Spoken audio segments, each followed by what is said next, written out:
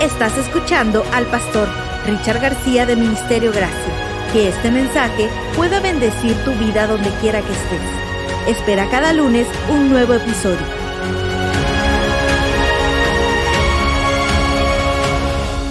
Vamos a la palabra. Vamos al libro de Primera de Reyes, capítulo 19.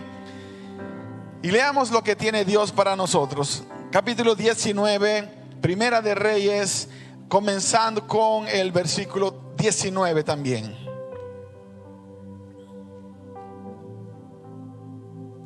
Dice la palabra: Elías salió de allí y encontró a Eliseo, hijo de Safat, que estaba arando. Había 12 yuntas de bueyes en fila y él mismo conducía la última. Elías pasó junto a Eliseo y arrojó su manto sobre él. Entonces Eliseo dejó sus bueyes y corrió tras Elías. Permítame usted despedirme de mi padre y de mi madre con un beso, dijo él, y luego lo seguiré. Anda, ve, respondió Elías, yo no te lo voy a impedir. Eliseo lo dejó y regresó, tomó su yunta de bueyes y los sacrificó. Quemando la madera de la yunta, asó la carne y se la dio al pueblo, y ellos comieron. Y luego partió para seguir a Elías y se puso a su servicio. Estamos en una serie que ha sido de gran bendición para mi vida, solo para vencedores. Y esa es la última parte, la parte número 4, solo los llamados. Así que si le vas a poner un subtítulo a la serie, al último tema, solo los llamados. Oramos otra vez. Padre, una vez más pedimos tu dirección sobre esta palabra, que nos puedas guiar a toda verdad. En el nombre de Jesús. Amén, Señor. Amén, Señor. Cuando nosotros estudiamos el tema del llamado, cuando hablamos acerca de la forma como Dios llama, como Dios escoge a las personas para servir, no estamos hablando de un llamado para ser un pastor o para ser un obispo o para ser un profeta o para ser algo en las descripciones que la Biblia da de los diferentes ministerios. Estamos hablando de algo en el tema o en el territorio de la salvación. Estamos hablando en terreno de salvación. ¿Qué es lo que Dios hace para salvar a una persona? Le hace un llamado. El llamado a aceptar a Jesús como tu Señor y Salvador es el comienzo de tu carrera, de tu trayectoria con Dios. Si nos sentamos a hablar acerca de cómo Dios ha llamado a cada uno de nosotros acá, vamos a encontrar maneras distintas. De hecho, nunca olvidé aquel señor que en unas conferencias que estábamos dando en el Estadio Cibao, en República Dominicana, él subió a la tarima y se lanzó de cabeza al bautisterio. No estoy exagerando, hizo un clavado. Desde la tarima se lanzó al bautisterio. Cuando salió del agua, él levantó una cajetilla de cigarrillos que traía, la estrelló contra el suelo y dijo: maldito cigarrillo, te vencí. Me marcó. ¿Por qué? Porque decía, no es que tiene sentido. Tuvimos que bautizarlo otra vez, por supuesto. Él pensó que se había bautizado solo.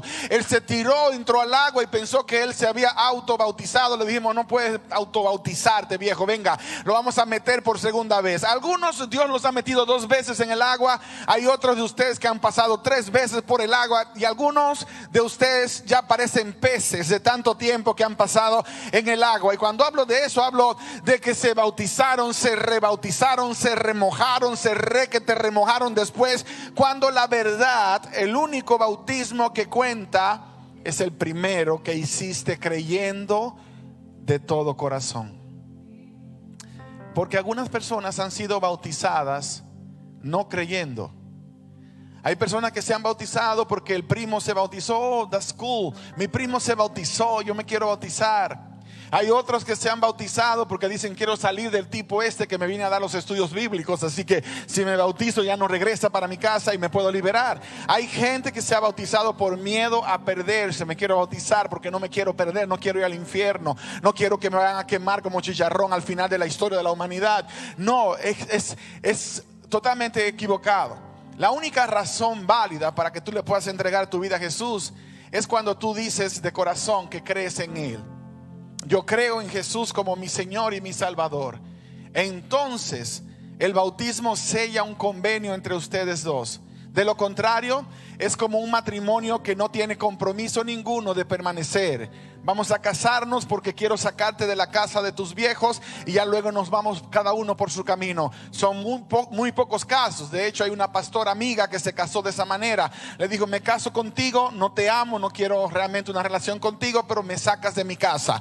Y él se casó, pero Dios cambió todo en el camino y hoy día son una pareja feliz. Y eso no sucede todos los días, así que no creas que puedes jugarte el futuro de esa manera. Solamente hay casos muy especiales y el caso de ellos fue uno de esos casos. Ahora, volviendo al punto del llamado, la pregunta que te hago es: si tú reconoces que Dios te llamó, ¿qué es lo que estás haciendo con ese llamado hoy día? Si reconoces que Dios te llamó a la salvación, te llamó a su gracia, te llamó para darte una vida nueva, ¿qué es lo que ahora tú haces con eso que Dios te ha dado? Una salvación tan grande, ¿para qué la quieres? ¿Para qué la tienes? ¿Por qué tenerla si no la vas a usar? Es como darte una gran fortuna y ver gente muriendo de hambre y no hacer nada por ellos. No hacer nada por los que se están muriendo de hambre. Cuando lees la historia del llamado que Dios le hizo a Eliseo, obviamente Eliseo ya conocía del Señor. Eliseo tenía un corazón dispuesto, pero ese era un llamado a servir a tiempo completo. Algunos de ustedes no han llegado a comprender esta parte del llamado. Es probable que tú dices: bueno, pero es que yo no soy un pastor, yo soy un enfermero, o eres una enfermera. Eso no implica que yo tengo que estar sirviendo a tiempo completo como el pastor a quien le pagamos para que sirva a tiempo completo. Error. Porque tu trabajo de enfermero o de enfermera es solamente el camuflaje que Dios te puso, es el disfraz con el que Dios te infiltró para que seas un misionero en tu área de trabajo. Eres un misionero vestido de mecánico o de mecánica. Eres un misionero vestido de carpintero. Eres un misionero vestido de empresario. Eres un misionero vestido de médico. Eres un misionero que Dios puso allí con un propósito. O sea, a tiempo completo tienes un llamado, solo que no te habías dado cuenta. No te habías dado cuenta a lo mejor, y por eso no habías activado algunas de las cosas que Dios te ha dado. Esa palabra de autoridad, esa palabra de bendición. Algunos de ustedes a lo mejor recuerdan la historia de Francisco de Asís, cuando un día le dijo a uno de sus discípulos: quiero que vayamos a la ciudad a predicar. Y el discípulo se emocionó, porque estar en el seminario preparándote es bueno, pero cuando tienes que ir para predicar te emocionas. Vamos a ver gente convirtiéndose, demonios saliendo, gente quedando sana. Algo espectacular va a suceder. Y se fueron, y fueron a la plaza, y fueron al mercado, y fueron por las calles de la ciudad, y de repente ya venían de regreso para el convento, y el discípulo le dice: Señor, me dijiste esta mañana que íbamos a ir a predicar. Hemos pasado todo un día y no hemos predicado a nadie. Le dijo: a nadie le hemos predicado. Y el sabio Francisco de Asís se sonríe y le dice: claro que sí lo hicimos, claro que predicamos. En la plaza la gente nos vio. En el supermercado la gente nos vio. En las calles la gente nos vio. El mayor sermón que vas a predicar en tu vida es aquel para el cual no tendrás que pronunciar una sola palabra. Tus acciones en tu trabajo, la gente sabrá si eres una bendición o no lo eres. En la escuela, Tus compañeros sabrán si eres una persona de influencia positiva o no lo eres. En tu casa, tu familia sabrá si estás conectado con el cielo o no lo estás, porque tu comportamiento será más poderoso que tus palabras. La historia de Eliseo es una historia no de esas que tú dices, bueno, pero es que Dios tuvo un favor especial para con él. Es que Dios honra a quienes le honran, y el nivel de compromiso que tú tienes va a hacer que Dios mande para tu lado un montón de herramientas que otros no van a tener. Y ahí está la parte clave: un montón de herramientas que otros no van a tener. No significa que Dios ama a este más y a este menos, porque Dios ama a todos sus hijos por igual, aún los que se van a perder. Ahora, algunos de sus hijos tendrán privilegios especiales. ¿Por qué? Porque están haciendo una obra especial, porque han entendido su llamado, porque han entendido su estatus, porque reconocen que no son de este mundo, sino que son de una patria superior, porque entendieron que son embajadores de Cristo, y como embajadores de Cristo el mundo necesita conocer el reino que ellos representan. Y sin importar si es trabajo, si es escuela, si es la casa, son cristianos 24 horas al día, 7 días a la semana y todos los días del año. No solamente cuando van a la iglesia, no solamente cuando están en su tiempo de comunión, sino especialmente fuera de ese tiempo. Ese era Eliseo. Ese era el profeta Eliseo. Y es lo que Dios quiere que pase contigo. Y es lo que Dios quiere que pase conmigo. Es lo que Dios quiere que pase en esta generación. El mundo necesita hombres y mujeres con convicción de llamado. Fui llamado por Dios. Fuiste llamado por Dios. Algunos seremos pastores, otros evangelistas, otros apóstoles, otros estarán en el ministerio profético, otros en el ministerio de adoración, otros estarán dedicados a la enseñanza. Sin importar el lugar donde Dios nos plantó, es un llamado de parte de Dios y necesitamos cumplirlo. Ahora, esa es la pregunta más fuerte: ¿estás dispuesto a dejar tu zona de comodidad para entrar en la zona de Dios, en el terreno de Dios? Porque si no estás dispuesto a dejar tu zona cómoda, no esperes que Dios te va a poner en una posición de honra o en una posición privilegiada. Y cuando digo mi zona cómoda, estoy hablando a ese, ¿sabes qué? No quiero orar aquí en el restaurante porque no quiero llamar la atención. Es incómodo cuando estás en un restaurante. Nos tocó esta semana, estando con un amigo almorzando, y parados los dos decidimos orar en medio del restaurante. Y claro, cuando terminamos de orar, la gente nos miraba como: ¿y estos marcianos de dónde salieron? Estos extraterrestres. Los restaurantes no son lugares para orar, según la mentalidad de algunos, pero en la mentalidad del reino, orar es un gozo que tenemos nosotros los cristianos y lo practicamos en cualquier circunstancia. Pero necesitamos atrevernos a salir de la zona de seguridad. ¿Cuándo fue la última vez que en el trabajo viste a un amigo en angustia y le preguntaste: ¿estás bien? Y que él te dijo: bueno, tengo un problema, y le dijiste: ¿me permites que ore por ti? ¿O tienes miedo porque te pueden despedir del trabajo si oraste? Bueno, no ores en horario de tu trabajo, ora en el momento del lunch, pero haz lo que Dios te mandó a hacer como representante de su reino. En la escuela, muchachos, en la escuela, en la universidad, ¿qué son? ¿Son de los que hacen lo que la mayoría hace? ¿O haces la diferencia? ¿Eres de los que ves que la mayoría está fumándose un cigarro de marihuana y dices: bueno, la mayoría se lo está fumando, yo también? Al final de cabo, Dios creó la marihuana, porque toda hierba que la tierra produce la creó Dios, así que Dios la creó, cierto. Cómete los hongos venenosos también que Dios creó. El punto es que no todo lo que se creó para que lo uses como lo quieres usar, pero nos dejamos llevar por esa corriente, nos dejamos envolver por esa clase de mentalidad, nos dejamos arrastrar, y siendo nosotros de otro reino, nos convertimos en algo así como seres sin identidad. ¿Conoces a una persona que no tiene identidad? A lo mejor conoces a alguien. Si todos los que están acá están aplaudiendo, él aplaude, pero él no quiere aplaudir, solo aplaude porque todos están aplaudiendo. Si todos los que están acá están llorando, Él llora, porque pues al fin y al cabo todos están llorando, así que vamos a ser parte de la mayoría.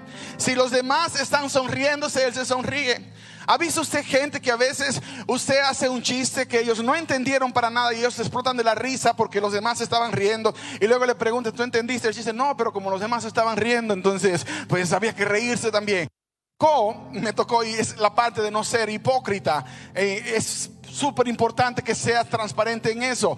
Me tocó ir a un lugar con mi esposa y todo el mundo entendía el chiste menos yo, porque estaban hablando en ese inglés sureño de vaqueros que tenía que literalmente ir al diccionario después de cada palabra, y todos se reían, pero yo no me podía reír. Y sí, me molestaba el hecho de que yo no podía entender ni pío de lo que estaba del sentido del asunto. Pero también vi gente que estaba cerca que se reían a carcajadas y luego preguntaban, ¿qué fue lo que dijo? ¿Qué fue lo que dijo? ¿Por qué? Porque simplemente hacemos lo que hace la mayoría. Lo que hace la mayoría.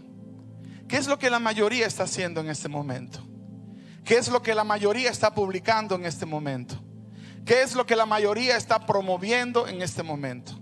Tú tienes que decidir si eres de la mayoría o eres de los llamados. Tienes que decidir si eres de este reino o le perteneces al reino del Señor. Tienes que tomar una decisión en cuanto a dónde te vas a posicionar, en qué lugar te vas a parar, en qué posición vas a estar, porque eso va a determinar hasta dónde vas a llegar, hasta dónde vas a llegar. Anoche estaba predicando para Ministerio Gracia en Perú. Estaba ministrando a través de la aplicación de Zoom, y les confieso y les digo a ustedes, querida familia allá en el Perú, por un rato pensé cuán importante es que yo tome tiempo para predicar para ustedes, para llevar una palabra para ustedes. Después de una semana bien intensa, bien complicada, tuvimos que mover la hora a 9 de la noche y ustedes estuvieron conectados a las 9 de la noche. Pero al final el Señor me mostró claramente el gozo que pude ver en el rostro de ustedes por ese tiempo que pasamos juntos, por ese tiempo que pude ministrar la palabra. Y a veces te vas a preguntar, a lo mejor la gente no me va a querer escuchar. Te vas a sorprender cuánta gente te quiere escuchar. Tú vas a decir, a veces pienso que a nadie le importa quién soy. Te vas a sorprender cuán importante eres para las personas con las que Dios te ha ido conectando. Pero tienes que reconocer quién eres. Reconoce tu lugar, reconoce tu llamado y vive entendiendo que eres un que Dios puso en la tierra, que eres un embajador, que tienes una misión específica y que la vas a cumplir. Aunque no te aplaudan, la vas a cumplir. Aunque no te den, a lo mejor te echen porras, la vas a cumplir. Aunque cuando publicas algo en las redes sociales hoy solamente te dan un like, no dejes de hacerlo. Porque sabes lo que he descubierto, y lo he hecho en temas de observación. Personas que comparten un post en las redes sociales, porque vivimos en un mundo híbrido, y si el post que es bonito y es del Señor no tuvo la cantidad de reacciones que ellos esperaban, prefieren cambiar de dirección y poner algo que sea popular, algo que sea vulgar, algo que no va con sus valores y principios, porque eso consigue más aplausos, más likes. Esa no debe ser la norma. Ese no debe ser el camino. Ese no debe ser el principio que rija tu vida y que te guíe durante este tiempo tan complicado. Si te pones a ver la vida de Eliseo, te das cuenta que él no era una persona popular. Él no era la persona que todos querían ir con él al supermercado. Cuando Eliseo estaba a punto de morir, encontramos que hay un personaje, Joel, que aparece en la historia con él, que era el rey de Israel. Ahora, él no era el tipo popular cuando iba subiendo. De hecho, no mucha gente pensaba que Dios iba a tomar a este hombre y lo iba a usar para lo que Dios hizo después como un tipo de Cristo. Pero al final de su historia, hasta reyes llegaban a su casa. Mira lo que dice la palabra. Estaba Eliseo enfermo de esa enfermedad de que murió. Estoy leyendo en el 2 de Reyes 13, 14 al 19. Estaba Eliseo enfermo de esa enfermedad de que murió, y Joás, rey de Israel, descendió a él y llorando le dijo: Padre mío, carro de Israel y su gente de a caballo. Y Eliseo le dijo: toma un arco y unas saetas. Si usted conoce el resto de la historia, un rey viene a la casa del hermano Eliseo. ¿Qué clase de honra le había dado Dios? Y ese no era el primer caso. Ustedes recuerdan la historia de Naamán, el capitán del rey de Siria. Era el hombre más poderoso de la tierra, realmente el más poderoso, porque comandaba el ejército más poderoso. Y ese señor vino a la casa de Eliseo, y Eliseo no salió para decirle: qué privilegio, qué onda, me siento honrado. No, desde la casa le mandó un mensaje de texto con Giezi: dile al cabezón de Eliseo que se bañe de Naamán, que se bañe 7 veces en el Jordán. Y él, molesto, se fue, pero luego entró en razón y obedeció a ese muchacho que trabajaba con los bueyes de su papá. El chico que trabajaba con los bueyes de su papá, y que honró a su papá, y que trabajó de la mano con su papá, y que le dio el lugar que le correspondía a su casa, a su familia. Dios lo sacó de esa posición de honra y le dijo: ahora vas a ser el asistente del profeta más poderoso que he levantado hasta el día de hoy, del profeta Elías. Porque hizo bien su trabajo, porque hizo bien su parte donde estaba. Así funciona la honra de Dios. Eres un cocinero en un restaurante pequeño, honra a Dios allí. Sé el mejor. Lee los libros que tengas que leer y pídele a Dios sabiduría, y te garantizo que Dios te va a honrar en formas que nunca te imaginaste. Eres el mejor carpintero que hay en el área, pero no te conformes con ser el mejor carpintero que hay en el área. Proponte ser el mejor carpintero que hay en el planeta. Porque Dios te llamó para brillar, Dios te llamó para iluminar, Dios te llamó para representar a un reino que es mejor que todo lo que sucede acá. Y tienes que ser el mejor, tienes que ser el mejor en lo que haces. Y Dios te va a poner en otros niveles y otras dimensiones, porque lo honraste con tus dones y con tus talentos. Hay gente que se va a burlar de ti en el proceso. Ustedes recuerdan la historia cuando Eliseo regresaba después de aquella experiencia espectacular con Elías. Él regresaba, y cuando él regresaba aparecieron unos muchachos y comenzaron a burlarse de él. Y esas son de las historias que a veces molestan. Y dicen: pero ¿por qué se les ocurrió? Y a veces creemos que no le estaban reconociendo el llamado. No, estaban cuestionando su llamado, estaban cuestionando su relación con Dios. El diablo es experto en hacer eso, en crear dudas en cuanto a tu relación con Dios. Ellos comenzaron a gritar: sube calvo, sube, sube calvo. Yo le decía, porque cuando leí la historia al principio decía: ¿por qué le molestaba tanto al profeta que le dijeran calvo? Porque al fin y al cabo, si eres calvo, eres calvo. Y yo en el momento que leí la historia tenía mucho pelo, así que no me identificaba con el profeta.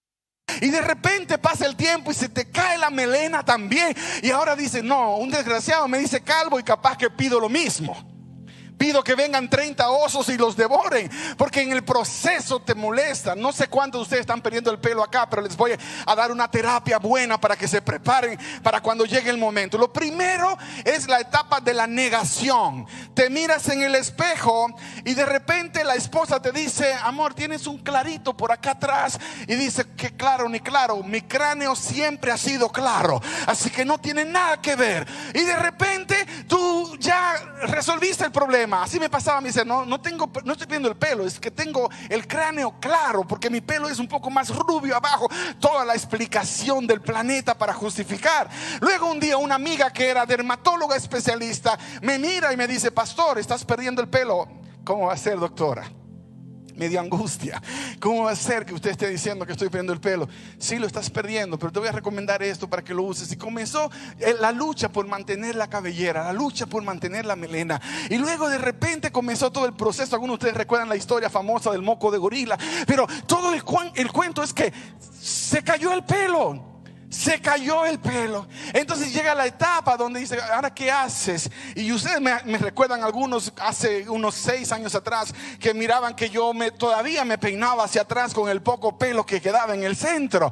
Y para mí era mucho. Decía: no, va a crecer, le tengo fe, va a crecer. Algo va a hacer el Señor y va a honrar a su siervo y le va a devolver su melena. Y todo el asunto, la melena que yo le dedicaba 45 minutos antes de predicar, para que saliera bien, para que no tuviera que moverse con el con el viento, que tuviera buena gelatina, todos los cuentos del mundo. Bueno, yo dedicaba 45 minutos, mi hermano 1 hora 45. Así que el Señor en su justicia pues también le dio su parte a él. Pero llegó el momento cuando pasamos por el proceso doloroso donde mi cuñada Romy tuvo el diagnóstico de cáncer, y en una forma de apoyarla, un montón de los que estábamos acá nos raspamos la cabeza porque de alguna manera queríamos darle apoyo a ella. Pero de repente, al raspar la cabeza completa y ya no insistir en el poco pelo del centro, me sentí mejor, como que me quité una carga de encima y dije, oh wow, la verdad que no me queda tan mal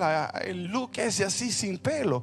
Y además me puedo recortar yo solo, así que no tengo que gastar más plata en el barbero. Por todos los lados salí ganando. Y luego pues sí, de vez en cuando te llegan esos momentos. Un amigo de New York me llama, me dice, pastor, le quiero hacer un regalo. Me dice, ¿qué me vas a regalar? A ver, le voy a regalar el pelo. Me dice, ¿cómo así? Sí, tengo una doctora amiga que le puede repoblar todo lo que le falte. Y yo voy donde mi esposa, le digo, mi amor, hay una doctora que gratis me va a repoblar. Y dice, no señor, quédese así como está.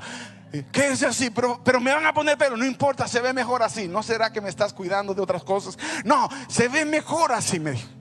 Se ve mejor así. Y ya ni qué. Ahorita me habló Fausto, mi amigo Fausto, ustedes lo recuerdan, y me dice, pastor, apareció un tipo en Turquía que está haciendo un tratamiento con pasaje incluido en tanto. Que Dios te bendiga, si quieres te acompaño, pero de turismo, porque ya me dijeron que no, y donde manda capitán no manda soldado, ¿cierto? Así que usted no tiene de otra, tiene que adaptarse. Y yo ahora entiendo que el problema de Eliseo no era que había perdido el pelo y andaba frustrado y oró para que unos osos devoraran a todos esos muchachos. No, y literalmente murieron todos como comida de oso por haberle dicho calvo al profeta. Así que cuidado el que me dice calvo, porque le hago una oración. Porque no, ya eso no importaba. El problema es que estaban ensuciando su ministerio. Lo estaban ensuciando apenas estaba comenzando. Y él tenía que defender su llamado. Tenía que defender su llamado. Hay momentos donde tú vas a dejar que las críticas sigan su paso. Y me ha tocado muchas veces en mi vida ver ese proceso. Pero hay momentos donde tendrás que enfrentar con todas tus fuerzas los obstáculos que Satanás está levantando para que cumplas el propósito de tu llamado. La razón por la cual Dios te trajo a la vida. La razón por la que estás en el lugar donde tú estás. Ahora, sé fiel donde estás. Y Dios te va a poner en posiciones de honra mayores y superiores. Honra a quienes Dios puso como tus líderes y tus guías también. Porque hay gente que en el proceso Dios los puso para guiarte paso a paso. Yo soy de los que pienso diferente un poco a estructuras y a sistemas. Yo creo en personas. Yo creo en el llamado. Cuando Dios me llamó al ministerio, usó las herramientas que usó para que yo entendiera que no podía ir solo, y puso a un hombre de Dios que me acompañó durante casi toda mi carrera. Todavía, hasta hace poco, después de habernos desconectado por unos 4 años, pudimos reconectarnos de nuevo. Y siento que le debo honra hasta el día que él muera, porque fue la persona que Dios puso en el camino para marcar, para decir, este es el lugar, te vamos a ungir al ministerio, te vamos a ordenar como ministro. Y ya luego el pastor Holland para que continuara con la antorcha, porque no puedes ir solo, necesitas a alguien que va a guiarte durante el proceso, porque aunque no lo creas, hay momentos donde te vas a desanimar. Hay momentos donde vas a querer tirar la toalla. Yo sé que lo sabes porque te ha pasado. Pero en esos momentos es donde necesitas a esa autoridad espiritual que te va a decir, vamos para adelante, levántese. A veces te va a dar tiempo, porque esa es otra cosa. No te conviertas en una carretilla que tengan que llevarte todo el tiempo. Aquí va el hermano carretilla. El hermano carretilla no va a menos que lo carguen y lo lleven. No seas de esos hermanos. No seas de los que faltan 4 semanas a la iglesia para que te llamen y te digan, hermano, te extrañamos, haces falta en la iglesia. No seas así. Todos pasamos crisis. Pero no dependas de que alguien te llame para levantarte otra vez. Hay momentos. Esta mañana yo no quería venir para la iglesia. Yo no quería venir a la iglesia esta mañana. Yo quería quedarme tranquilo, hablando con Dios, disfrutando de mi mañana. A lo mejor algunos de ustedes decían: yo tampoco, pastor, yo me quería quedar esta mañana viendo la novela, pero la que grabé en la semana, pero el Señor me impresionó para que viniera a la iglesia. A mí el Señor me dijo: levántese, vago, váyase para la iglesia. ¿Usted por qué se va a quedar cuando los demás están en el frente de batalla? Cuando el pueblo pelea, los líderes pelean con el pueblo. Cuando el pueblo está decidido a confiar en Dios, necesita líderes decididos a confiar en Dios. Cuando el pueblo avanza, no avanza solo, avanza con sus líderes. Y cada uno de nosotros es un líder dentro del pueblo de Dios, es un líder dentro de la familia de Dios en un tiempo tan crítico como este. Dios cuenta contigo, Dios cuenta conmigo. La esperanza para este país no está en el presidente Juan o el presidente Pedro, no está en ellos. La esperanza para ese país está en Cristo Jesús. Y tú y yo somos los representantes de Cristo, somos los embajadores. Así que Dios está contando con nosotros. Iglesia, levántate como poderoso ejército y ve en el nombre de Jesús y cumple con tu parte de la misión. Donde quiera que Dios te posicionó, hónralo. Donde quiera que Dios te ubicó, dale el lugar que le corresponde. Sé fiel en el tiempo que le das a Dios. Sé fiel en el dinero que pones en las manos de Dios. Sé fiel en las palabras que Dios te confió y llévalas. Llévalas. Por favor, llévalas. Gracias por escucharnos. Puedes hacer que esta palabra llegue a otras personas ingresando a ministeriogracia.org/donaciones.